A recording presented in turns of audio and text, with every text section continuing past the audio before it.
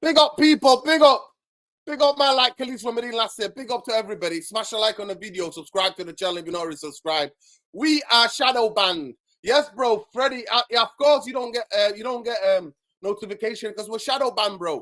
Saeed realized that. Everybody's realized that. Big up Khalees, Chief Edit United Real Therapy.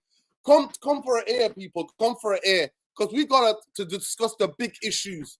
The big issues what's concerning Manchester United. Some of it, what we saw yesterday, is all on Eric Ten Hag. Some of it is not on him.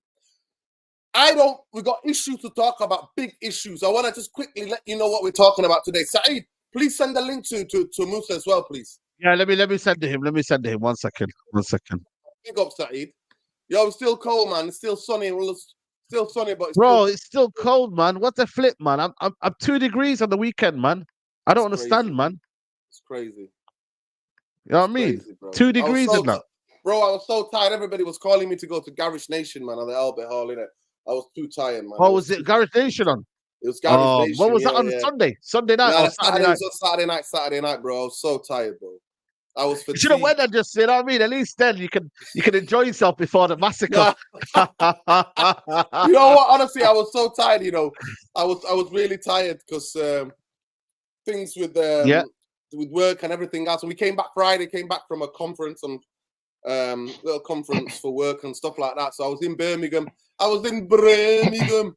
Bromland, Birmingham. Big up to all of Birmingham people, man. Big up to my brother Adewale. Adewale, listen, Bruno. When I thought he was on form and he was playing well for Manchester United, I defended him. But I promise you now, I always knew that guy was just a stat padder. I always knew. I wasn't gonna go down there. Adewale on, man. Adewale, listen. Let me know you want to come on. Seriously. Send me a message on Twitter now. Let's wait. I'll send you the link. Yeah. If you're free, man. I know you're busy. I know the timing over there is mad, but you can come on. No problem, King. Big up to you. Listen, Casemiro agenda for me is the fact that Manchester United gave the guy 5-year contract and bought it for 70 million. And the guy who's coming I agree with you on that. I'm sorry, if you don't understand that, he was part of the plan. No, did you not see his comments on the weekend? He goes, I want to play out from the back here with Casemiro, Martinez, and Maguire. He said it himself. So I can't lie to you. He was part of the plan. When I looked at De Jong here, he went from De Jong to Casemiro. So his talent ID, he's concussed. How's he going from De Jong? He's fully concussed. Blend of what you should be doing to then say Casemiro's a player that we want to play out from the back from. Like, he's not even the right profile for that. But I would not say for me, Casemiro's been a bad signing for United. He showed mentality. Nah, he had a good season last season, man. I'm not saying that. What I have is question that I do think he shouldn't be the main midfield guy. He should be helping the next guy, and the youngsters should be out there at 23-year-old. Manchester United was all right. Somebody else should be on that pitch they can learn from because all his knowledge and that he should be helping. But we're not that stable club. We're not. And now, but you know what he's done already? Eric Ten Hag has been watching press conferences of fucking Ole Gunnar Solskjaer with his small margins, BM. There we go. Small margins. Who's that? Neil Ashe was telling him that, innit? Neil Ashe. Listen, there you go. When things get this, small margins, you know. Let's have a look at the book. You know when the manager said, Ole said we needed some more legs in there. Remember when he said more legs? This is now. We need some more legs in there. We need some more legs in there. Hey, Ali's too funny, you know. How are you, bro? Talk to me. How are you? I'm here, man. Yeah, man. Shout out to Noradine and and Mr. Structure. Big up, bro. Big up. Lovely plant behind you. We can see, bro. Talk to me. How you been? How's everything going? I'm here. With the project that you're doing, still supporting the community, still doing everything that you're doing for the people, yeah? Come on. Yeah, always, man. We're still there. We're still working, doing the charity work. I like we said earlier, me and Saeed, is that Ramadan's around the corner and these guys want to spoil it. Every Ramadan, these men are trying to spoil it, you know. It's been like that for the past 10 years, bro. It's been like that for the past 10 years. Listen, big up Neurotic Therapy. I try to understand sustainable football, relying on moments that's not for pre-match, pre-machine Manchester United tried to smoke screen a loss yesterday. Listen, of course it is. Of course it is. Listen, I called it January on this channel. And now apparently, Saturday, breaking news this afternoon, Lockhurst is trending because people are like, ooh. I'm like, I told you all in January and I was telling you before that. I don't need. That's what I say. You don't need lockers. What do I say to you? The mainstream media are always 6 months or a year behind. Yeah. What Always. people are talking about. It's crazy. They're always behind. Yeah, of course, It's because they're like, crazy. yo, like you said it from day one. But listen, you know that comment there, man, about sustainable football and whatnot. I'm tired of that word as well, man. I don't want to use that word. I've been using that word for the past 4 or 5 years, man. Not sustainable, bro. I just want to see good football. It's got to the point now where, yeah, we want trophies, and I want trophies, yeah, but I just also want to see good football as well. Like, genuinely, give me good football as well that I can enjoy. I'll be like, you know what, cool. We didn't win today, but we see some good football. That's how bad it is at Man United. That's how bad it really is. Yeah. It's hard to what? explain, Honestly, man. I'm not gonna lie to you. I always said to you, my football philosophy is different from most people. For me, win, lose or draw, I always want there's a right way to lose. The Manchester United way should never leave anybody till the last minute, bang on the door, try to win a game. But if you lose that game, majority of fans will be like, you know what, at least we gave it a go. Their goalkeeper was man of the match. We hit the bar, we hit the post a couple of times. We made chances. We opened them up. We could the better finishing. That's something sustainable because you think we can tighten up here and there. That will come. I remember on the Arsene Wenger year, Arsenal one season, they were for about 3-4 months. I think they were ripping teams apart, but they weren't putting the ball at the back of the net, and all the Arsenal fans were going crazy. And I'm telling them, listen, you're playing sensational football. You know what? The goals will come, and then you can take onto it. Yesterday, the only expectation of that game, one is not to be embarrassed. You know, Saeed, if we got 4-0 before halftime yesterday, you know I'm finding Eric Ten Hag on the bike. You know I'm going viral. You know I'm going to prison, innit? You know that I'm going to prison. You know I'm going to prison. Crimes against football. His crimes against football, though, man. Like, seriously. Ten Hag is crimes against football. I didn't want to get embarrassed. I just wanted a bit more fight, keep the ball, like what Chelsea did to them. Because City, I'm not been playing that great. But it was embarrassing, though, It was embarrassing because you know what it is, yeah. It's like a man, yeah. You know when you played hide and seek, yeah, and it's like a man who's basically when he's gone for the safe option, yeah, just basically stood in some basically been squatting in it. He's been squatting, yeah, and you catch him in the corner. You're like, rah, you stood over there for the whole duration. He does, the cheats. Nowhere, no hiding, no running. Man hides on the doorstep, right on the doorstep. Yeah, bro. Like, come on, mate. You know the ones there, bro. So that's why I'm like, get crazy, bro. get creative. Crazy. See me, I'm done with. Call 1 sec. Cool, I'm done with Eric Ten Hag, and I'll tell you that for free because I keep on saying it to you that, and this is like we get connected to different managers. We might get De Zerbi in, we might get Potter in, and everyone goes crazy. Oh, these guys are crap. I'm like, cool, but I've never seen any of their teams go to City and set up the way we do. I just don't know why we keep on getting managers who take us to, and all I hear is, Fergie used to do it in the big games. Now, Fergie didn't do that. He didn't do that. Yeah, I agree. He didn't do that. It's totally different to what we're seeing. You can't go and have 2 shots in a game, in a derby game, and then come out and tell the fans that we could have won it. What are you talking about? With 2 shots? Yeah, the guy's taking liberties. Yeah, too much for me. 100%. Listen, big up to Khalees somebody. That's a big up, Tom. How you doing, Tom? How you acclimatizing after your lovely holiday? With weather and that, yeah. Yeah, are you in the 7 cold hills of Sheffield? Yeah. For now, yeah. I'm back home. Back home. But I'm going down London tomorrow. But okay, yeah, big up. Yeah, we're back for now anyway. Yeah, big up, man. You had a good day. Day's been good. Yeah, day's been good and everything. Well, we had to drown his sorrows yesterday, didn't we? But like we say, guys, but don't let Manchester United ruin you. Listen, do you know something, right? Do you know something, right? There was one person today, who's Manchester United fan as well. He said something to me, and he said, "What was it that he said? I can't remember word for word what he said. Anyway, he said something like, "At least it's got better because you didn't lose 6-2 or 6-3 or anything like that. It was minimal. And then we lose 7-0 to Liverpool. Oh well, you went away to Anfield, didn't you? It got better this season. That's what people's telling me now. They're telling me it's getting better. Shocking, man. And then they use the analogy, well, in the second year, Arteta went to the Etihad, he lost 5-0, and nah. Like I said, like you guys have already discussed and said, there's a way to lose. And I'll accept losing 3-0, 3-1, playing decent football. But listen, we've been there under Jose Mourinho and we did the exact same thing and we lost 3-1 a couple of years ago. I didn't see any different to that. And if we're arguing against it, at least under Mourinho, we had more shots in games than we did in that game yesterday. It's embarrassing. It is completely embarrassing. Even when people criticise it when we had Ole Gunnar Solskjaer. Guys, I just want to score fucking goals. We don't even score goals anymore. At least with Ollie, mate, we held 5 against teams like Watford or fucking Leeds. Like, Bro, when we're never gonna. I've not seen Man United win a game 4+ under Ten Hag, have we? I don't think we scored more than 4 goals in a game. it's only Chelsea and Real Betis last season. Yeah, Real Betis as well. Yeah, forgot about that. But like I said, guys, it's mediocre when you compare it to what teams like Arsenal do. For example, the last couple of games they've won 4, 5+ goals. Man United, Even Brighton, like Brighton's last 3 There you games, go. they gave someone a walloping. I know they lost. It was Pete the last game, but if you look at, I think it was 2 games ago, they gave someone a 4 or 5. Yeah, People just give people goals. Like we got no firepower. We're always in the minuses when it comes to goal differences. It's like, where are we getting? And like you said, with Ollie, his front three was outscoring Liverpool's front three his second season, or was it his first one?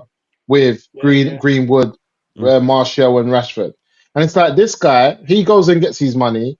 Something tells him, whether you're with Mason Mount, you're not with Mason Mount, that's another story. But something tells him to go and spend a little bit of money that he has on a player like that. I don't know what made him do that. I just don't understand it. And then we haven't had that player all season. And you've realised, even though we haven't had Mason Mount, is anyone here saying that's what we're missing? If he was here, it would have been different. Exactly. Is anyone saying like, anyway, he would have been on the bench yesterday. Like, where would he have played yesterday? So that's the problem.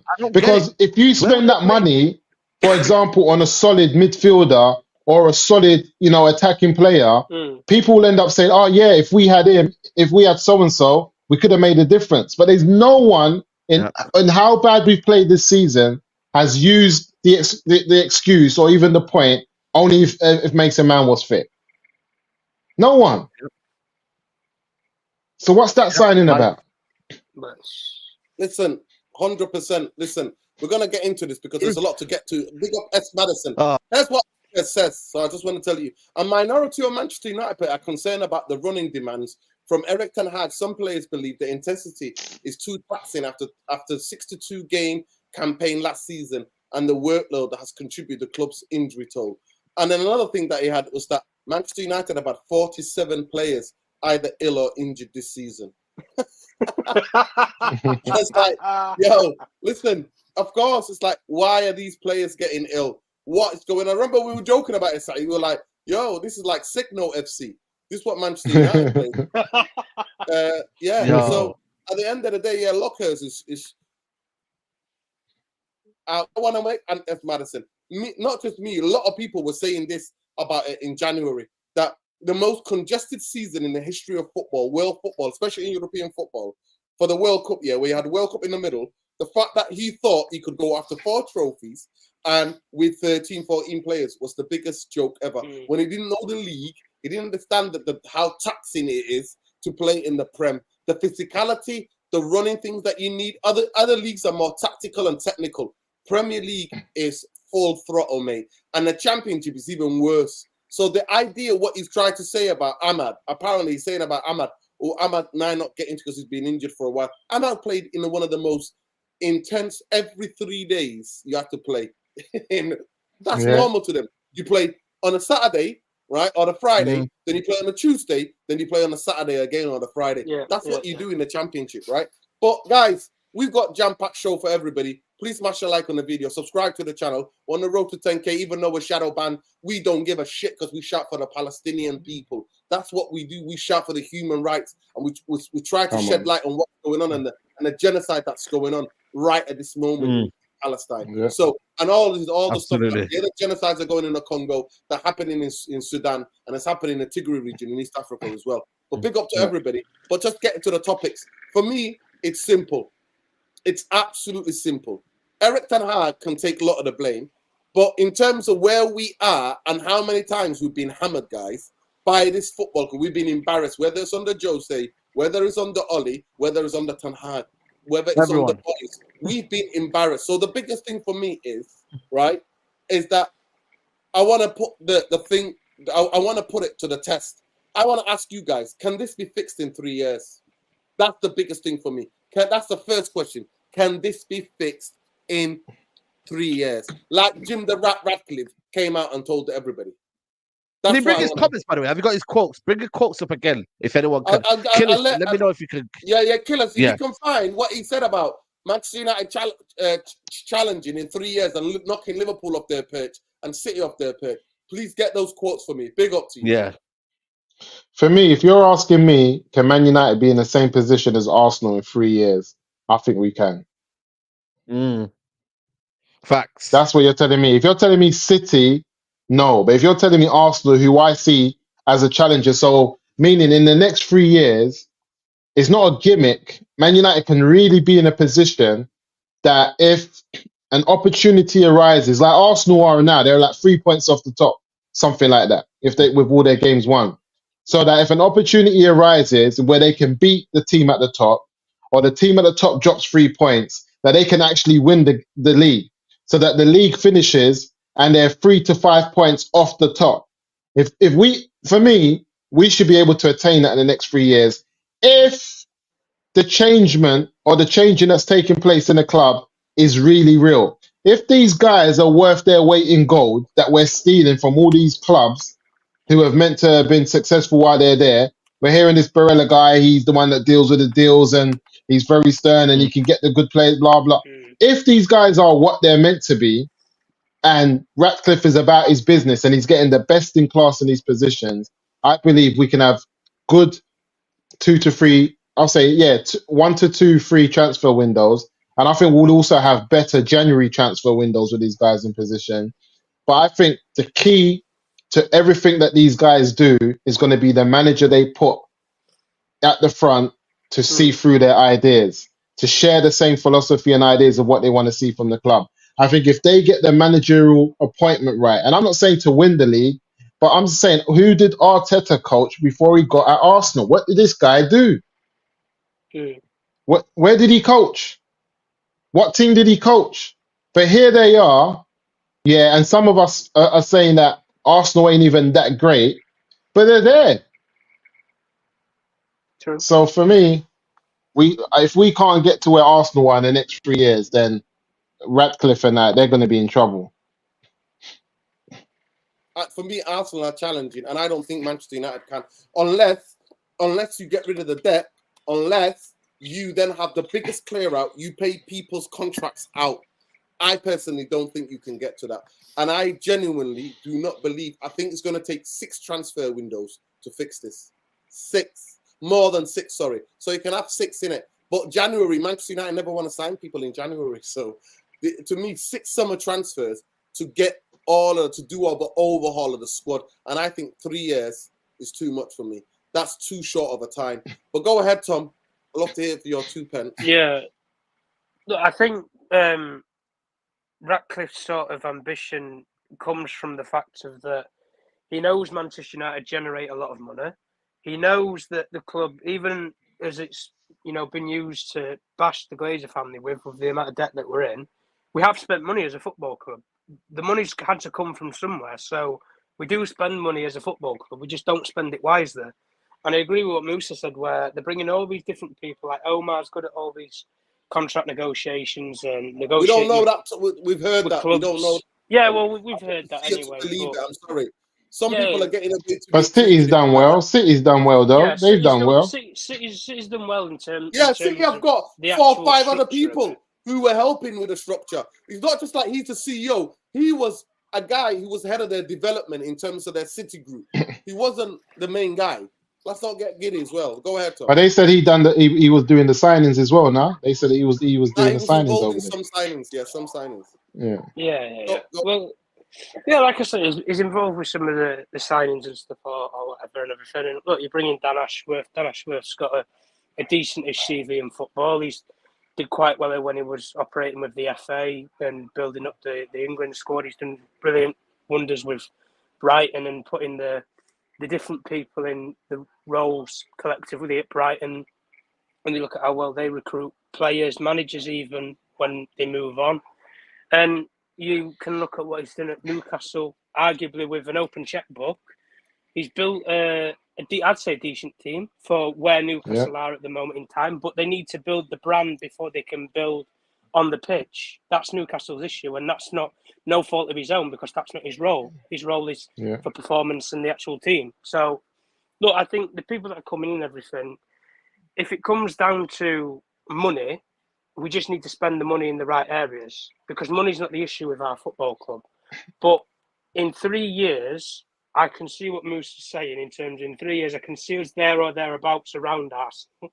But it's in 3 years' time, you need to be in a position where you can capitalise on the fact that Jurgen Klopp won't be at Liverpool and Pep Guardiola won't be at Manchester City. When those two left those clubs, it's an open playing field. That's the only time that I think the league will be open. And you're not going to have this argument that Manchester City are always going to win it every year, because I think it's going to be more of a challenge because the league will be open. But the big point that I think we'll set aside if we're going to have a exciting for 3 years journey, if you like, is who they bring into the manager's seat. And if they look at what other clubs have done, for example, the guy that Todd Bowley and Chelsea wanted in Graham Potter, they completely misfired and calculated on everything when that was their guy that they chose and they wanted. Facts. I want to see what Ineos's plan is. I don't want it to be Dan Ashworth's best mate, which is Graham Potter. I don't want it to be Brailsford's expertise, and if he was the best man at Southgate's wedding. I don't want some sort of affiliation like that. I want some proper footballing experience and some proper nous to say, right, the best manager in world football right now to play this way. It says, for example, we want to play tiki-taka football is XYZ manager. But until we set a style as a football club, if we set a style as a football club, the managers will follow. And then you can say from there if the manager's good enough or not, because that's the style that the club wants to play. Me personally, I've said it before, I want what Ajax have, where the style of football is already set. You just have to get the right managers to play that football. And all they do is coach. Yeah. They don't recruit. They don't do anything. They just coach the team, coach the players. And then you'll see if the coach is up to scratch or not. And if they're not, then you know that you've got the wrong manager in place or the wrong coach. But for me, until they outline what style of football they want to play as a football club, I won't get giddy over any names like when you're hearing Porter or De Zerbi or whoever. Listen, until they come out and a sporting director, say Dan Ashworth comes out and says, look, the way that we want to play football is X, Y, Z, then you can put 2 and 2 together and say, well, what managers play that way? And then you'll get some sort of solutions as to who they might go for or who they won't go for. But I think we can be in a similar position where Arsenal are, but I don't think we'll win anything substantial at that point. We have to build. It's almost like you have to walk before you can run. You know what it is, Tom? We have to get the baby steps in first. Sorry to cut you off, but I feel like you know what it is, yeah? I feel Ineos will fast track that situation of what we've been missing for a while. So that element of getting rid of the Deadwood will have to happen this summer, and I think it will happen. To be honest with you, because I feel like this is a key. No, get rid of the players. I'm talking about get rid of players. Get rid of players. I feel like that will happen this summer. You have to pay out. I don't think we'll have that. No, but contracts. I don't. Yeah, no, I hear you. I don't think you need to sign 1,000 players to be a good team. I think this team, yeah, like I said to you, it needs bona fide starters. We don't have a stamp. We don't have a stamp. We don't have we don't have a spine. But I want to ask you, do you think 3 years is good enough to fix this? Go ahead with your answer, bro. Go ahead. I think it's a start. I think it can be fixed in 3 years to an extent of what you believe. If you believe we're going to challenge for the title, then no. You know what I mean? That might be Jim Ratcliffe. But a lot of it, what Jim Ratcliffe was saying, this guy's a very, very good guy in terms of talking to interviews, innit? You can see with his posture, he had his leg crossed, you know what I mean? He's a good talker, innit? You get me? Like, I'm not blaming him for that, yeah? But what I am saying is that I think United fans, you know what I mean, they overlook what can be done in 3 years. Like, 3 years is still a long time. 3 years is still a time, man. You can actually build something in that time and become competitive. That's not a long time, man. in The football Premier so League is long. not that good, lads. Lads. The Premier not, League's not yeah. that good, lads. Let's At stop this playing moment games. in That I time, don't get it. Look The what Musa, Premier I'm Villa League is sorry, not got. that good. Musa, I'm Look sorry, at but Villa. at this moment in time, Manchester United are behind not just City, we're behind Liverpool, we're behind Arsenal, we're behind Villa and Spurs. But that's what I'm let's saying. look But at the the Premier League's reality not here, that good. people. Like in one's good season with a good manager, you overtake Villa, you overtake Spurs, then Yeah. and you're knocking on Arsenal's door. In one good season, what I'm trying to say is this: that when you look at the Premier League, here, as bad as we've been, where are we sitting in the table? Yeah. But you know what it is Yeah. though? And we're You know crap. what it is though? We're The 11 problem with Man points United behind is it, though. though. 11 points behind. Yeah, no, Yeah, no, but no. we're crap now, and that's what I'm saying. And we've had a bad season. So what I'm saying to you is this: one good transfer window, yeah, with a proper. Because the problem we've had with Eric Ten Hag, and I'm going to say this again, the guy didn't capitalize on his first season. It's like he took a Right. season off and then tried to start his football in the second season. So this is why he's lost it. If we can just get a brave manager, like the Jerome, like example we spoke about, not doing favors, put it in the computer.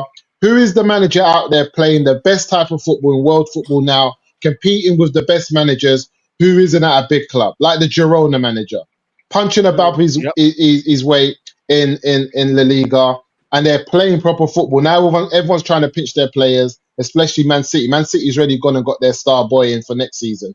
Cool. And I think it's also been touted that that's the manager they're looking at to take over Pep Guardiola. And that's coming from like Omer and them man there, who we've just brought in from City. Go and get someone in who you know is going to be brave enough. He's going to have the backing of the senior staff at the club to play his football, support him with the players that he wants. Also, look at the type of profile of player that we already have at the club that can play his football in the young players like How many Ahmed. do you have? How many do you have? And- How many? You can count them okay, with look, a finger. let me count You them. can count them to one hand. You can count to the I'll one count hand. them. No, you can't. Let me count them. Let me count the team. Let me count who I think can play football. No, starting with the goalkeeper. The goalkeeper can play. He can. No, he can. He can. He's playing ball playing. The goalkeeper needs someone that can play. That a team that's going to be playing football. That's the first thing. Then we go to the right back. Delo can do it. Then we go back to Varane can do it. Then we go to Martinez can do it. Then we go to Luke Shaw. Left back is a problem. Yeah, left back's a problem. That's the first thing that I'm looking at. Then I go to the center of the park with Kobe Mainoo. He needs someone in there. We need Varane. We need Casemiro to be coming off the bench. We don't need him starting. Yep. So we need someone in the center of the park. Then I go into our number 10 position. That depends on what type of manager we have and the type of players that we see. Does he think that Ahmed Diallo's someone that can sit in the 10 and the type of way that he plays football? Does he think that he's happy with Sancho and he wants Sancho back from Dortmund because he's a ball-playing footballer and he wants him to be involved in the forward attack? Is he happy do we bring back Greenwood, a player that we know can play that type of football? Are we gonna continue to have Garnacho in that type of lineup? Højlund. How many players do we really? I think we need 4 solid players in our first window that are coming into the team. Starting players. No, but the thing is, though, you got to remember 5, this yeah, guy's yeah. talent ID is shit in it. So in our mentality, first of all, it's a manager as well. You got to get an established manager in. So that for me also takes away some of the years that people are saying in terms of 5 years, 6 years. You go get a good manager. Look at Unai Emery now. He's got them from where he's got them last year, 7th, I think it was, to now 3rd. Yeah. A good manager takes away one of the issues. So it's like a domino effect, right? You got the manager, you got the structure, and then you got the club. So now you've got one problem solved. You got the manager. The next one is the structure. Then it's getting the players together. If you can get them 3 aligned together and you get it right, yeah. I'm not saying it's going to be perfect, but if you get it right, the process quickens. And that's what because you know what it is, Nordin? Because we're so fixated on how bad the Glazers were and how bad it's been at Man United, we're not maybe open to the fact that, you know what, with football structure, it can narrow the gap. That's all I'm saying to you, Nordin. It can narrow the gap. I swear I'm not saying to you, I'm not saying this. I'm saying the process can actually be quickened in that time because we've not had it. We don't know what it feels like. You know, it's like being rich. You know, we've not been rich all our lives. Yeah. As soon as you have a bit of money, people change. You know what I mean? So at the end of the day, You'll see that with a little bit of guidance here, with a little bit of something from But, proper people, Saeed, you that's the may see thing, things yeah. change. Saeed, We though, need that's the more than thing, a though. little bit of guidance. Yeah, We need a yeah, complete guys, though, overhaul. in football, Overhaul. though, everybody's always fixated with the longevity that you have with a manager. People need to forget this idea that you're going to have a manager that's going to come here and stay for a decade Facts. or 2 decades. Ferguson was a generation. That was it. Pep Guardiola doesn't sit at one football club for 10, 15 years. It's not going to happen. 5, 6, maybe 7 years if it's a special project that he's working with. Like with City, he'll stay and then he'll dip and he'll go somewhere else. That Jurgen Klopp will be no different. He'll take maybe a year or 2 out of the game. Another big project will come up that'll entice him back in the game. Bit of money on the side. Jurgen, welcome back to football. It happens. Manchester United need to get away from this fixation that you're going to bring in a manager who, listen, you can go for Julian Nagelsmann, who's one of the youngest managers in world football, or you can go for Roy Hodgson, who's up end of 70 odd. It doesn't matter. If you're going to go for somebody, they're only probably going to be here 5, 6 years. They might only sign one contract with you, and then in 5 years they're gone. That's how football works. You move in tandems. Liverpool right now, and this is how you can see that Liverpool are streets ahead of what we are right now. When Jurgen Klopp said that he's going to leave that football club in the summer, they are looking for managers that suit the system style that the players that they have right now are used to playing with Jurgen Klopp and are also coached so much similar to styles that Xabi Alonso coaches at Bayer Leverkusen. The same styled manager. They're going for the exact same model and formula that they've been successful with for 6, 7 years with Klopp. Manchester United, if they get rid of Eric Ten Hag tomorrow, nobody here, unless you're the luckiest man in Britain, is going to land on the exact name of who they're going to bring in. Because Nuruddin might say De Zerbi, Saeed might say somebody else, Musa will say somebody, and I'll say somebody. All 4 of us could be wrong. We don't know. And that's the thing. But the way that Ineos have moved when they brought in Omar, when they've conducted this Dan Ashworth stuff behind the scenes, by the looks of it, it's moving very quickly, but very quietly. So who knows, guys? They might even be speaking to somebody right now and say, look, we want you to be Manchester United manager. We don't know. We're hearing all these rumours that come out in the media and everything. Half the Manchester United staff have been on private flights over to Monaco that none of us have even heard about. None of us know who's been in Monaco. Julian Nagelsmann might have an apartment out there or whoever. You don't know. The fact of that they're moving in secrecy and the way that some pundits in the media are specifying it, we've heard with Scholes and Neville and stuff where they've discussed plans, like Gary Neville's been on a committee with Sir Jim Ratcliffe about expanding Southern Manchester and the expansion of Old Trafford and everything. He's on a committee and everything. Gary Neville's in a position where he's going to ask questions to people like Sir Jim Ratcliffe, and he's going to tell him little snippets and bits and bobs. The fact of that Ratcliffe, on 3 occasions in interviews with the BBC, with ITV, and with, I can't remember what, I think it was the Telegraph newspaper, he's never backed Eric Ten Hag publicly, should tell you one thing.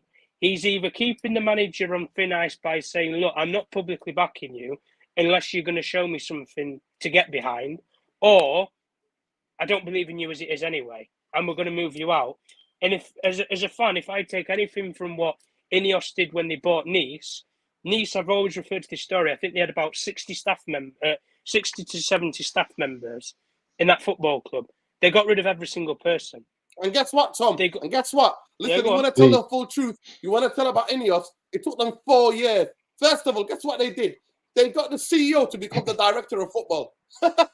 Ineos went there with their big boots, told the CEO to become a director of football. It took them 4 years to go and get the director of football that they needed, to get the technical director, to get the coach, to get Nice up fighting in the league. 4 years. Yeah, Nuruddin. To be fair, though, and now they're third. Well, last time they were 4th or 3rd. To be fair, though, in an interview when they first bought Nice, Sir Jim Ratcliffe said it will take us 4 or 5 years to get Nice competing at the top of the French league. Arguably, you could say that he's met that expectation. Now it's about going above and beyond. But if Facts. you're coming into, United are if you're not coming least, into though. Manchester, I know Manchester Manchester United there you United go. are different. Nuruddin, But there you go, though. He said it. Still said it. Manchester United, Look at what I he said. Look what he understand said there. Tom. the circumstances are different, but if we're basing it off of what we have right here and now, Eric Ten Hag, if they get rid of him tomorrow, I'd be shocked if they went for a similar styled manager. They would probably just wipe the board, clean slate. They've already brought in a new CEO. They're bringing in a new sporting department, director of football, and whoever else. They're probably going to bring in a new manager as well.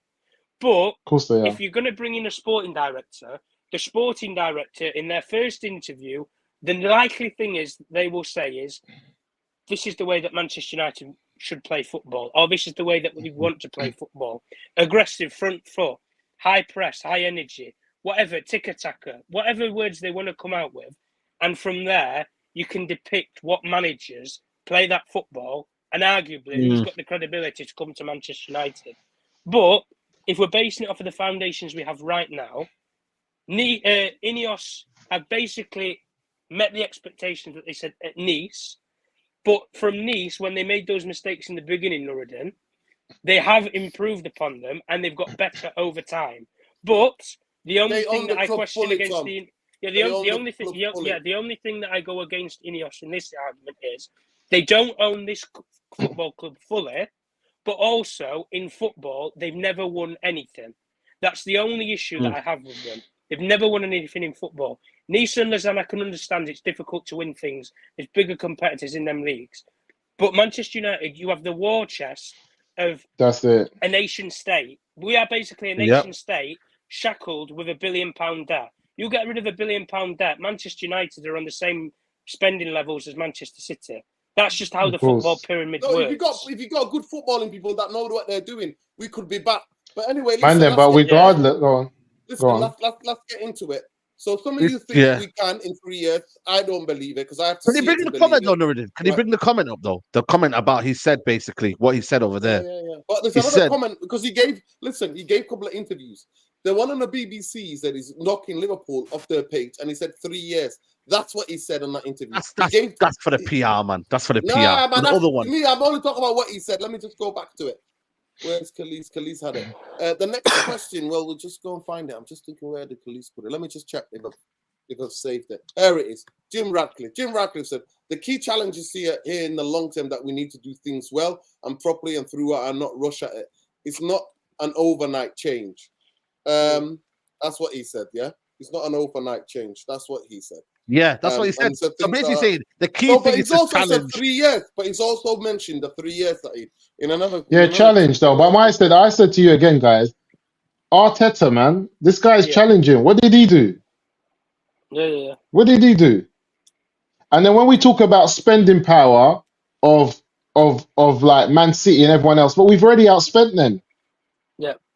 We are spending, but now, listen, we're in financially precarious position, bro, because of that. Yeah. Because of the no on-pitch success, we're paying for it now. That's what we're doing. The next big question is who's to blame? So what we saw yesterday, I refuse to think it was all on Eric Ten Hag because it would be unfair. The game and the tactics and the in-game management were on him. But in terms of Manchester United being embarrassed at the Etihad or being embarrassed by the top two teams in this country for the past 11 years, you can't just pin it on one person. So who's to blame for all of this mess? And how easy to fix when the owners who still have the biggest shareholders in this football club, still the biggest shareholders, I know. The biggest, and I'm telling you now, Saeed, I'm not gonna lie to you. I've been watching Bloomberg. Yeah, big up Musa. I've been watching Bloomberg. I don't watch Bloomberg. Who's Bloomberg, man? Come on. No, Bloomberg. Basically, it's basically. You don't know what you're saying. No, I know Bloomberg, but come on, man. Are we trusting Bloomberg now? No. Still, like after that long. Come on, man. What I'm saying to you, they're not a football source. They look at like big up buyouts in it. When people buy out and people share a company, they've said they've never seen in their career, they've never seen in history where a minority stakeholder has that much power given to it. They've never seen that. The analysts on there were saying a minority stakeholder to make all of the decisions because he came out afterwards when they said it was just a football, and then Ratcliffe people came out and said no, it's not just that, it's also the finances as well. They said in a long term it's never worked out properly. because it's really difficult to do when you get into the boardroom about the voting rights to make the big decisions when the board comes to vote for the big decisions. So how do you think, first of all, whose fault is it? And how can the people who've done so damage still hold the majority of power? How's it going to work? How? Because to me, the vultures are still there. So how is this going to work, Saeed, in the long term? No, you know what it is for me in the long term. You have to get rid of the old habits of the previous regime. So that means John Murtough, that means Richard Arnold, having bankers in the football club. That's what you have to do, Norton. So you have to get rid of that energy and that kind of what they did. So all of what they did in the past, you have to make sure you don't follow their suit, right? So that's the first thing you got to do. B is then implement your ideology onto this football club and build like what is going to be success to you? What do you see success? Do you have time frames? Do you have a plan? Do you have a what do you call it? I don't know, just a framework of what you're going to do. And if you don't have that, then that's a worry for me as well. And they've had a long time to prepare for this day, right? You know what I mean? Especially this summer, more than ever, yeah. So I just hope, Nuruddin, yeah, is that we see basic principles from this Jim Ratcliffe. We see that they've got a plan.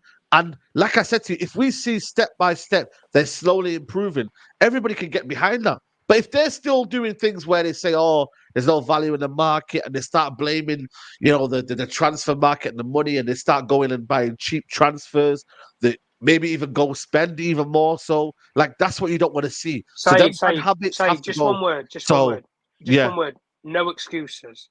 I don't want it. That's basically, what we don't want. Yeah. No excuses. Jim Ratcliffe, I've been hearing about him all summer. I've been hearing that he's better than Qatar because he is not all about money and it's about actual realism. You know, so I feel like for me, then, if you're gonna do all of that, then now we need to see, you know, the proof has to be in the pudding. You know, we need to see this in effect. So if we don't see an effect, Nordin, I'm like, yo, I'm not with that. I really, really am not with that. That's my biggest issue, Nordin, is that I feel like for me, this ownership have not got away with just because they're fresh and brand new doesn't mean after a while you can't start telling them to clean up the house and that after you've done, you know what I mean? You know that guest that comes into your house and you know what I mean, after a while they don't start cleaning up after themselves. I'm like, yo, you've been here a week. You know what I mean? After a while, you need to start fixing up, mate, and start doing things. It's not you're not the nuclear in the block. Saeed, yo, everybody want to stay with Saeed, yo. You're getting pressed after a week. Yo, you're getting, yo, listen. I told him, mate. Bro, I told Kaz stayed up with me one time. I said, yo, Kaz, you need to clean up after you as well. You know what I mean? Stop messing around. Don't put Saeed on Big Brother. That's all I'm going to say. No, yeah, Kaz, bro. Big up, big up him, but I'm just saying, like, I don't want to see them guys just come in and think, yeah, it's a bit of a holiday and we're just chilling. Nah, bro, man. I'm sorry, man. You know what I mean, bro? We need to see us properly run and come in and say, because you've said you're going to be different, yeah? So now be different. Or have they come in and it's one of them where, you know, where Jim Ratcliffe always wanted to own Man United. You know, these millionaires, these billionaires, Nordin, they always want to own something, innit? So is it a dream just to be 25% stakeholder? Or is it something that you want to genuinely feel passionate about and you want to finish off the job? Because you've been raving about him since back in the day. No, I did. You know what I mean? And then I found out the guy don't want to buy the football club outright. Yeah, and everybody tells fair. me the turnover of Ineos was 60 billion. 60 billion. So 60 billion. Why are you not buying them out? Buy them out then, or put pressure on them to at least get 50. Saeed, even if he isn't, he could shut me up if he was the majority shareholder. And people are like, he is. No, he's not. Joe Glazer represents the whole family, mate, and that he's the biggest shareholder because he's in control all of the power because his dad put it on pen to paper. Tom will tell you. At the end of the day, for me, I just see it as that this ain't getting fixed, man. Because Saeed, I look at our players. The reason why I ask this question is that I look at have any of our players got any technical ability? No. Any of our attacking players? Most of them are poor. Most of them any of our midfield got any technical ability to keep the ball without being pressed a bit too hard? Other than Kobe, who's got natural talent to make time. Yeah, That's Kobe. It, right? Diego Dalot is the only guy at the back who's comfortable on the ball, yes or no? Comfortable on the ball. And he got, you know what? His form goes like that. 1 minute he's comfortable. At this moment, Saeed is on fire. But we've seen him as well, though. but I talk like the ones who played yesterday. Okay, So fair leave enough, chat Diego Dalot. That's not you. All back five have to be technical on the ball. Have any of them Yep. got any physicality? Nope. No. Nope. So Nothing. in modern football, you need to have those things. Guys, it's over 300 of you. We haven't even got 100 Come on, like likes, the and it's video. a shame. Seriously, the channel is shadow banned because we shout for the Palestinians, we shout for the people in the Congo and the people in Sudan, and we talk about what's going on in the world, and we stand with the oppressed, and we stand against the oppressors. So the least you could do is smash a like on the video, subscribe to the channel, and share. And everybody's comment gets shown, even the ones who are taking a mick out of me. And the people like Samson, you can take the mick out of me. You ain't taking the mick out of any of the people on here, like Saeed or Tom. You ain't taking the mick out of them, pal. Because you don't think your jokes are funny. When you address them to me, I take it as a joke or whatever. But you ain't waffling. At the end of the day, you're on timeout for the reason. Like I said to you, you can bring whatever you want. At the end of the day, when I look at Manchester United, I think there are holes in this, Saeed, because we still nobody's asked Jim the Rat Judas what the hell is done with that 600 over nearly 700 million debt that the Glazers have kept there for the. What is he doing with that? What's the plan for that? So to me, the blame. I don't know. Comes, I don't know. I don't know what the plan is. What he has. I just know he must. You know when they say you must have a plan. You must provide answers. Because I've been told Jim Ratcliffe will fix this. That's why I'm like, yo, if you don't fix it, that's on you. So if he doesn't fix it, Nordin, I don't care what anybody says. I genuinely don't care. Because they told me a lie. They told me he was the guy. So it's on them. It's on them. I'm a little bit concerned though, guys. I'm not gonna lie. When the rumours started coming out about that he wants to use public funding money to fund a Wembley. Yeah, I know. A Wembley North. Tom, Tom, you see, listen, Tom. Like, can I say something about that?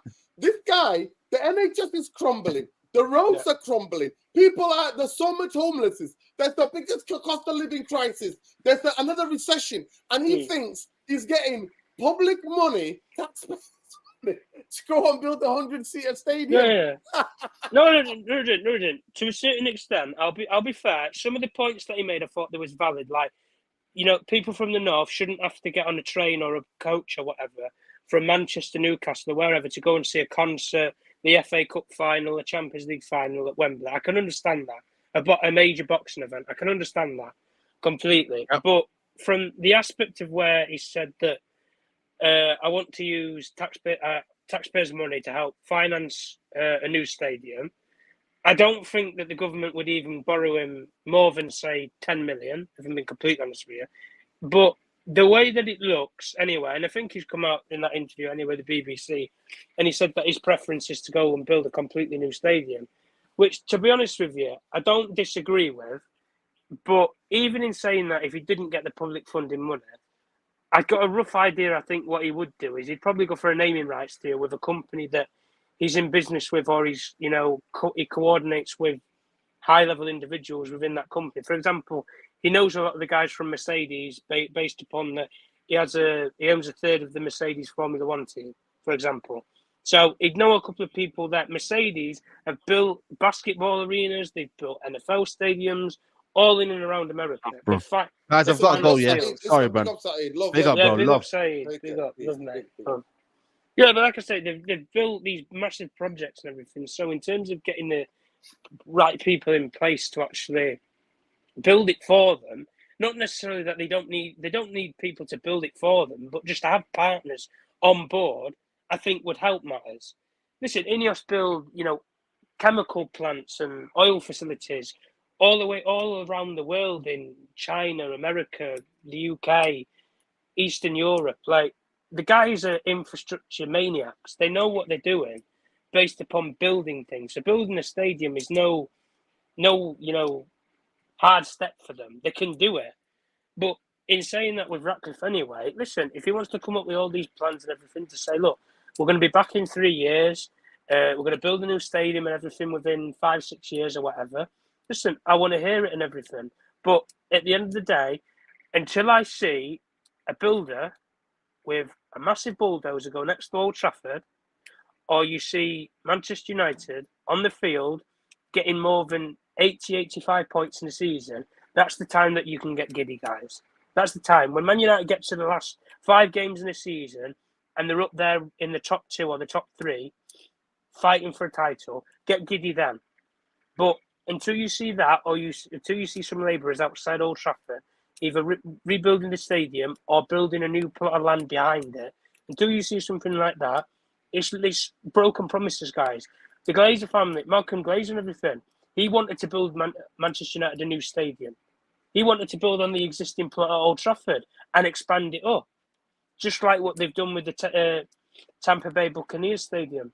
For the story that we've already told many a time, they was going to take the NFL team out of Tampa Bay, Florida. In America, you can do that, though. But in America, if the fans didn't pay for it, but in America, the law system for infrastructure is different to the UK. I know that personally from the business that I'm involved in. But based upon what the Americans did, they had to build it because their team was going to get taken away from them. And I guarantee you, if the UK laws was the exact same, they would do the exact same to Manchester United. They would take Manchester United out of Stretford. They might not even put it in Manchester. The women's team don't even play in Manchester. They play in fucking Lee Sports Village. Lee, for people who want to know geography or not, Lee's closer to what city, Nuruddin, than Manchester? It's closer to where Liverpool. Liverpool St Helens over that way. It's closer to Liverpool, our nearest rivals. Our women's team play closer to Liverpool than Manchester. It is a disgrace. It's an absolute disgrace. But like I say, all these organisations must. Manchester United supporters just never. Listen, they're all in bed with Sir Jim Ratcliffe and everything. They are, so listen, he can say what he wants. He can say that he'll build a new stadium. He can say that they're going to bring in all these different appointments and everything. Until Manchester United, for an extended period of time, I would say about 2 or 3 windows, I think it's reasonable, Nuruddin. 2 or 3 windows move calculatedly, but they move reasonably in terms of they bring in the right profile of players that a lot of us would say that we need. They might bring in a manager that a lot of us agree upon, or we can see why they would bring that kind of manager in. Until they do these certain things, they're not going to get a lot of people on board. They've already stabbed the fans in the back when they said that they weren't prepared to buy the full percentage of the football club. So the only way that you can make that up now is you either buy the rest of the football club in 18 months' time, if the Glazers are prepared to sell their shares, and you get the whole club, or you make a winning team on the football field and you give the fans a new stadium or an improved Old Trafford off the field. No, that definitely the only way is up. So if Sir Jim Ratcliffe wants to say that the only way for Manchester United is up, well, we need to see it then, mate, because what he said at Nice, like I say, fair enough. He said about 4 or 5 years, we need to challenge and get up there. Fair enough, they're doing that right now, currently, Nice. Fair enough. 3 years, he said that. I can agree with that. Yeah, I can agree with that. But you said 3 years with Man United. So we'll see. If we're going to base it off of that, we'll see. But in 3 years' time, if we're not anywhere near Manchester City, I don't argue with Manchester City because I think City are 6, 7, 8 years away, mate. Arsenal, Liverpool. A decade, mate. I think there'll be a drop off when Klopp leaves Liverpool, and then Arsenal. And like I said, Nuruddin, before when Musa Said was there, when Pep and Klopp leave, the league opens up. That's when Mikel Arteta's Arsenal, if he's still there, that's when you can say as an Arsenal fan, we can win this league. There's no Pep Guardiola there to derail us. There's no Jurgen Klopp. There's no people that's been there and done it before him. They'll be on the even level and even playing field. So until we get that argument in place, we're going to worry about it. But we need to get to that stage first. And like we said with Ratcliffe, he's brought in the different people. He said he's going to do this, that, the other. Let's see it. Because I've heard a lot of words for upwards of 15, 20 years from the Glazer family whenever they do an interview on Sky News or whatever. Nothing ever fucking comes through. Yeah, listen, facts. Big up, Fran. I think Windy has explained this for us. The Green Bay Packers are board of directors that organizer serves the owner of the record for the Green Bay Packers for the National Football League, NFL. The Packers are being publicly owned, So because it's public funding they get, the stadium is publicly owned. I understand that. But the Glazers still take the, do the rest to them. Because how American sport works, So he says it's a non-profitable organization, since 23. Yeah, 16 American, 23. Big up to you. Big up to Fran for that knowledge of the American system, how it works. The last question to ask Tom was, let me get to it. Let me just get to the last question. Bear with me. The last question to ask was, is this. Last question to ask. Ten Hag's faults. Eric Ten Hag's faults. So Eric Ten Hag, for me, I don't need him to be sacked now. I don't want bloody Darren Fletcher and Steve McLaren. So for me, I don't think the season can be rescued. I think we're going to go out to Liverpool. If you want to call me negative for that, I'm just putting that out there. No. That's agreeable. I genuinely don't think we're good enough to finish. So I'm going to take 9th finish, 10th finish. So the new manager would come in and the new players would have time more on a training ground to coach these players. Big up Jarvis. Jarvis says British media moguls, Rupert Murdoch, Lord Rothermere, Evelyn Leslie, Richard Desmond, Alexander Barclays have all acquaintance of Richard. So be cautious not to be swayed by the Sir Jim hype. Yeah, these people, mate. Some of the most corrupt people in the society. But yeah, but Eric Ten Hag, in terms of Eric Ten Hag, Tom, do you want him gone before the end of the season? Well, look, I said after that Bournemouth game when we lost 3-0, that was the time to have got rid of him. I would have ripped the season off. I'd have got an interim manager. I don't care who. I'd have paid 2 or 3 million to somebody, come in for 3-4 months, just see the end of the season out for us. That would have been I don't care what we would have done, because I already said weeks ago, did I not know then? Yeah, I said top 4 was done. Even when we won those couple of games, Spurs, Villa, they'll win more games than it was not sustainable. It was not sustainable, Tom. The football is not sustainable. No, it's not sustainable. So if you're asking me now, you might as well just stick it out with him. There's no point in getting rid of him and going out there and getting somebody, because it's not going to change anything. With an interim or without an interim, you're going to finish exactly the same place, with or without Eric Ten Hag. So for me, from now till the end of the season, I would just assess the options that's out there in the market. I would get a sporting director in. It looks like it will be Dan Ashworth. Pick a style of play that you want Manchester United to play for the future anyway. For me, my preference of football, I like very aggressive, high pressing, high energy football. I'd love a manager like a Hansi Flick or a Julian Nagelsmann, one of those sort of boys. That's my kind of football. And it pains me to say it, when people have always asked me out of the 2 brilliant styles that our rivals play in City and Liverpool, which of the football would I love to have at Old Trafford? I'd rather have Liverpool's football. Fast, fluid, high pressing from the front. That's what I want from Manchester United. Listen, you can have the ball, you can pass it around, 30, 40 passes and score a goal, that's fine, whatever. That's not my kind of football. I think I'd get bored far too easily. But I want some high energy. I want some entertainment. Listen, 100%.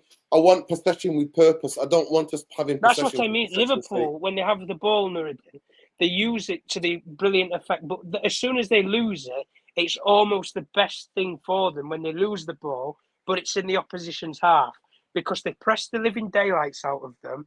The team panic, they regain possession, and they just break on them. And Manchester United's best attribute for years has always been what? The counter-attack. It's always been our best friend. But the problem with us is you have to build. Let me get the super chat that I forgot about. That way. Yeah. 100%, Tom. Big up Nora Beats Analysis. Sorry, bro. I should have shouted it out early on in the show. He said, can we get 10 trending? He's having a little inside joke. Big up Nora Beats Football Analysis. He's the man responsible for all the thumbnails and some of the graphics. So please go and check him out. Nora Beats Football Analysis. Big up to him. Love and light. He's a big Liverpool fan, but he's my brother. Top man. I want to play high intensity football. Then you need young players that can run. The current players are old and slow. Yeah, 100%. We can't run. That's what I'm saying. Possession football is more sustainable. Yeah, no, you have to be good on the ball. Listen, there's a big difference. Can your players are technically good enough, technically and tactically aware to keep the ball when they're going under, when they're coming under a lot of pressure? Are they good enough to do that? Possession, tiki-taka, for me, I don't just want tiki-taka because it's boring to watch for tiki-taka's sake. I need tiki-taka that's direct, going to goal. Keep possession to goal, not keep possession for keeping possession's sake. But the biggest thing is that I need players who are, the level of physicality is supreme, and the level of technical ability to keep the ball is supreme. That too, I'm not compromising. You should sign players on those two things for me. And Manchester United do not have that. So in terms of the physicality, you're missing the physicality. Then the technical ability keeps you still in the game as a team. If you're technical, if you that day you're fatigued and what? No, you're not fatigued, but you are. Your technical skills have abandoned because you're not on form. Your physicality comes into play. So you need players who have those elements in them to play in the Premier League. You have to have it. You have to have it. You can't. To me, one thing I say about Newcastle, and we mentioned it last night as well, Tom, is that at the end of the day, when I see that, I look at Newcastle, the biggest thing they did was like, we're not going to get too many technical players. Let's up the physical load into the team. How the team plays. Yeah, they brought in players, Nuruddin, like the players that Newcastle brought in. If we want to depict it, Guimaraes is brilliant with the ball. He's a tricky little fucker player, but he's smart and he's intelligent in that aspect of the game. They already had players like Joelinton and Callum Wilson and stuff who were quite physical players. You know, Jamal Lascelles and players like that. They brought in experience, like Trippier and players that to that extent. And then they brought in players like Botman who are like physically imposing defenders. They used the attributes for what they already had, and they just added to it to further strengthen what they already had, and they made it more sustainable, so that the players that they have in that squad right now are pretty much similar to one another. So they know each other's games because they're that similar, but they're nothing special. They won't be able to, like, for example, you got rid of Eddie Howe tomorrow and you replaced him with Pep Guardiola. If Pep Guardiola tried to play tiki-taka football with them players, it's not going to work. It's not going to work because it's different brands of football. And that's why I'm saying with us, and the best argument I can say anyway that I know with Dan Ashworth is, when he went to Newcastle, in his first interview that he said was upon consultation with the owners when he decided that he wanted to leave Brighton to go to Newcastle, was that he had the choice of how Newcastle would play football. And he said that we want to play physically, we want to play on the front foot, and we want to play aggressive football. That's how Dan Ashworth envisaged Newcastle playing. And to a certain extent, I've seen in big games, like that PSG game that they won at St James's Park, that was exactly the way that they wanted to play. When they beat us 2-0 last year at St James's Park, it was exactly the way that they wanted to play. Carbon copy of his words and stick it on a football pitch. That's what they did. That's what they've done. And the only thing that's constraining them is the fact of that Newcastle are not the brand that Manchester United are right now, so they can't spend more to get further up the table faster. That's the issue with Newcastle. But Dan Ashworth coming to Manchester United is different because he does have those elements where he can buy players to play that, probably a similar style, Nuruddin, because if he comes in, I'll expect him to say the exact same thing unless the ownership tell him otherwise and say, no, we want to play this way. But the fact of that Sir Jim Ratcliffe, like I said earlier on, has not come out publicly and said that we fully back Erik Ten Hag and we're fully supportive of the manager. Even if they just said it, Nuruddin, just to get to the end of the season and say, look, we were backing him throughout the rest of the season because we wanted to have a good rest of the season and potentially get top 4 or whatever. But the fact of that they've not said one word, even after they've now been approved by the Premier League and everything, so they're legally allowed to work at Manchester United as an organisation, the fact of that they've not actually come out and said that they back the guy, I think a lot of us understand what that means. They've changed everything, literally everything, or they're planning on changing everything, but the manager. So I think we can all argue in the same thing, that they probably will change the manager. All I know is that certain new owners like to also change the manager. Yeah. Certain new owners. They want to have Who would you go for, Nuruddin, though? You know what? You know what? Erik Ten Hag has put me off getting guys from abroad. Honestly, he's put me off. It's really put me off.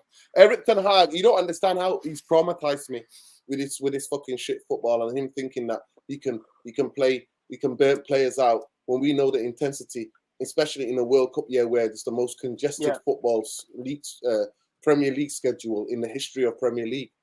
Big up to Windy. Windy said if you think that the clubs are involved should play the same style, that they ain't going to change the style that Nice and the other teams own are playing. Yeah, well, they play modern football with Nice. They play good football, but the quality's not there. I don't know where they are. Let me just check where they are in the league. But I think they're third or fourth. Yeah, and big up right there here. We have players who don't want the ball. Bruno acts like he's been passed up on. His first thought is to hoof it to Rashford and chase it 100%. This is what we're talking about, though, Nuruddin. If they want to change the style of play to suit a certain way of football, some of the better players that we have in the squad right now that have maybe been superstars for us a couple of seasons ago, like Rashford last season and Fernandes when he first came to the club, those sort of players you're going to have to sacrifice for the style of play. You're going to have to sacrifice some players. Even when you look at the argument, when you get big players that come to the football club, they don't necessarily, when a manager leaves that they was brought in by, the next guy that comes in doesn't necessarily like those players. Nothing personal, but based upon they don't fit how they want to play football. The fact of that Jurgen Klopp went to Liverpool, and I think it was like 3 or 4 players out of about 20, out of that whole 26-man squad that he had at that time, the fact of only 3 of them stayed in that sort of time period tells you something that he saw with that squad at that time. We need a manager to come in with the same vision and the same ideas as what the owners have, which is the standards and the actual performance has not been good enough for the last 5, 6, 7 years at Manchester United. It has to change. And the only way it will change is you get rid of this poster boy nostalgia. Marcus Rashford, you're not the poster boy. You're not the advertisement for Manchester United. You're a Manchester United football player. Act like it off the field, but also perform like it on the field. You're a Manchester United football player. Play like it. And these sort of things where they come out with interviews and say that the media criticised and this, that, the other. Listen, the only time you'll ever shut the media up, Marcus, you know how you shut the media up last season, mate. Score a lot of goals, be expansive, and actually show Manchester United fans what they want to see. Hard work, energy, desire. That's what we expect, minimum, from any player, from goalkeeper to striker. But the fact of that, unless the ownership get rid of a couple of these players, Nuruddin, who might be a lot of our fan favourites. Listen, everybody has their one player. If the ownership said tomorrow that Martinez doesn't fit the way that we want to play in, say, 3-4 years' time, we're going to have to hold it, even though Martinez is one of our favourite players. But in 3-4 years' time, Nuruddin, if we're winning Premier League titles, are we really going to be that arseburn because we lost one of our favourite players? Even if it means that listen, we play for that me, well. I don't have any. No. I don't have any favorite players anymore. The Scar and the burnout. They burn you at some point. Some of these players. Yeah. Everybody can have a favorite player. Like the Rashford fanboys. Listen, you were piping up, licking his ass last season, mate. Where are you now? I don't know. You've got some antidote or whatever. I don't know if he's got coronavirus. Last season, towards the end of the season, he wasn't playing great. He was just scoring and people. He just scored goals. That's what it was. Yeah. Listen, big up to Java. Java says, in practical terms, how many players can we offload this season? I think if we didn't have the debt, if we didn't have all of the things surrounding the club, how much time do you think we need to position ourselves to challenge for the league? I think it's going to take 6 to 7 years to challenge for a league title. I think that unless Pep Guardiola leaves, if Pep Guardiola leaves, then we will have a bit more, closer to them. And that means Manchester United getting everything perfect. I think to upload this season, each season we need to upload 6 or 7 players each of the season. That's what we need. We need a reshuffle. We need a complete reshuffle. That's why when months ago, when I was arguing with people saying that I would like what Chelsea have right now, I understand the situation that Chelsea are in as a club with the manager and the way that they play and where they are in the league. I can understand that. The point I was making was, I would get rid of the whole squad that we have now and I would start from scratch.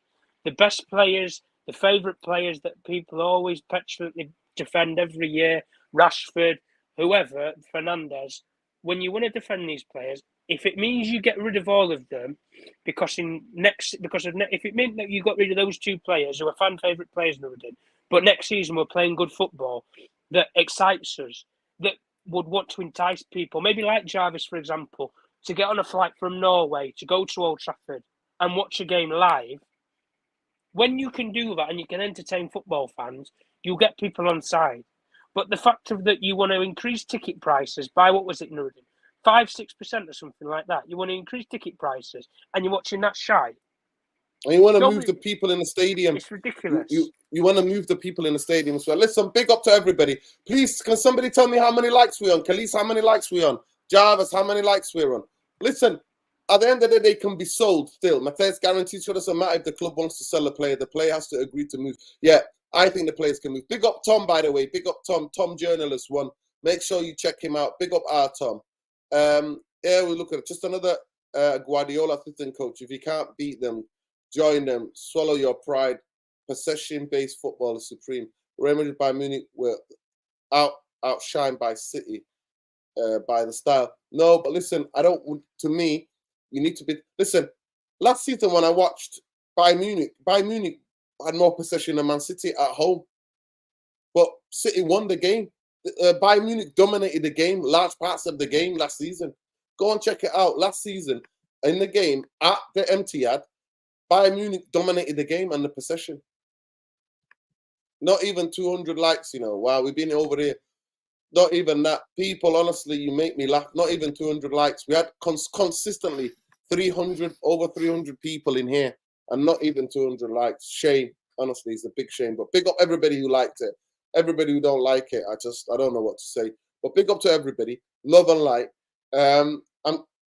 I'm thinking about Thursday night. Might be doing a preview. We'll be doing a preview for Everton, if I'm not mistaken. Let me just check the next couple of games for Manchester United. Let's go back. Tables here. Manchester United. By the way, Nice are fifth in the table. They're fifth.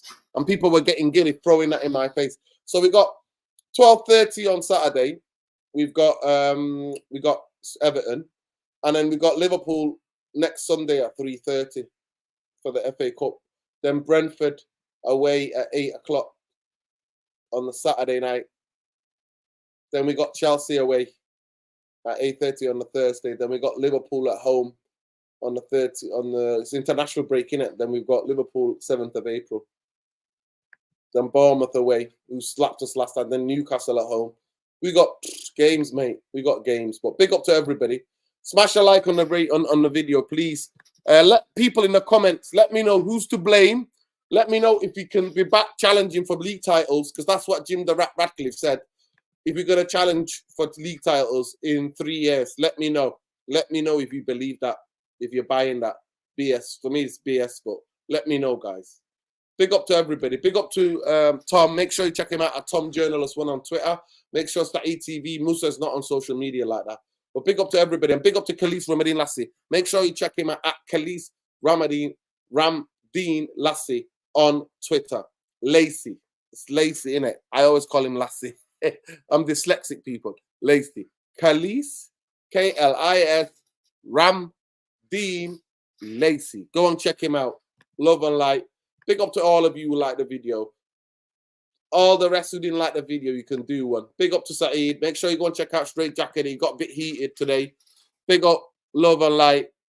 But yeah, good night. Like we said, win, lose, draw, Glazers out. Jim the Rat out for me, because I don't believe any of this shit. Buy the Glazers out then. If you want us to believe in the project, buy the fucking Glazers out and get rid of that fucking debt, right? And go on, bring people who know what they're doing at this fucking football club. But free Palestine, free Palestine, free fucking Palestine. Stop the genocide. Stop the apartheid. Stop the apartheid. Stop the genocide.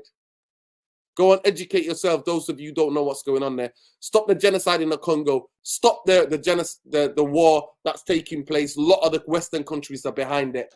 A lot of the Western countries, what's going on in the Congo and what's going on in Sudan. But big up to everyone, love and light. Take care. Big up Google says fans are also to blame. Spit a pill to swallow, but United fans allow the standards to drop. Listen, not me. I was at every protest, Google.